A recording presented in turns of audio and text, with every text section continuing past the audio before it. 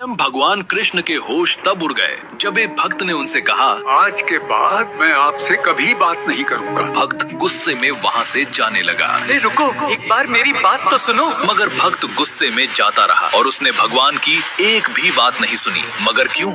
ये कहानी कृष्णदास जी की है। उनका जीवन बहुत साधारण था, बस एक छोटी सी कुटिया और उनका एक नियम था। वे रोज फूलों की माला बनाते और उसे लेकर नंदगांव के नंद भवन जाकर श्री कृष्ण को पहनाते। लाला, मैं ये नियम इसलिए निभा रहा हूँ कि 12 साल पूरे होने पर 13वें वर्ष के पहले दिन मैं नंद भवन नहीं आऊँगा। उस दिन तुम मेरी कुटिया आकर माला पहनना। वे अपने नियम के इतने पक्के थे कि गर्मी, सर्दी, बारिश कुछ भी हो, वे रोज माला पहनाते रहे। समय बीतता गया। देखते ही देखते 12 वर्ष पूरे हो गए।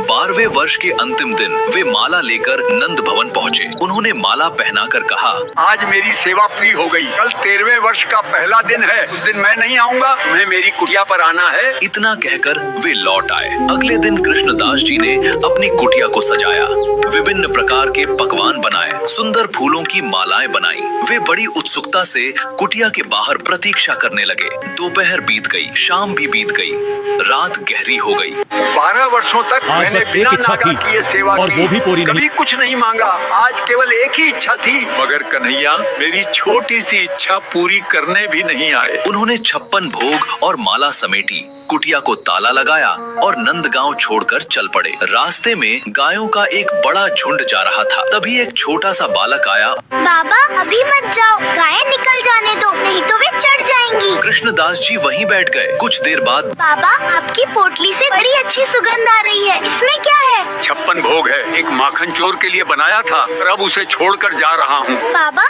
मुझे थोड़ा खाना दे दो। ले लो। मेरे हाथ गंदे हैं, आप अपने हाथ से खिला दो। कृष्णदास जी उसे प्रेम से खाना खिलाने लगे। खिलाते खिलाते कृष्णदास जी ने देखा कि उस बालक की आंखों से आंसू बह रहे हैं। तू रो क्यों रहा है? आज आपने मुझे माला नहीं पहनाई। कृष्णदास चौंक गए। तभी वो बालक भगवान श्री कृष्ण के रूप में प्रकट हो गया। तुम्हारी माला मुझे छूती थी तो लगता था जैसे तुम मुझे गले लगा रहे हो।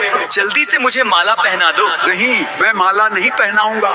मैं इसे बरसाना जाकर राधा रानी के चरणों में चढ़ाऊंगा। जहाँ जाने की इच्छा से ही तुम आ गए।